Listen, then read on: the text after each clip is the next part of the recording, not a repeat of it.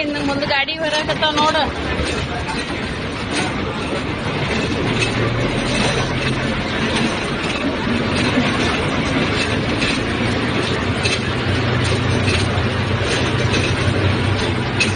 ಇಟ್ಕೊಳ್ಳ ಛತ್ರಿನ.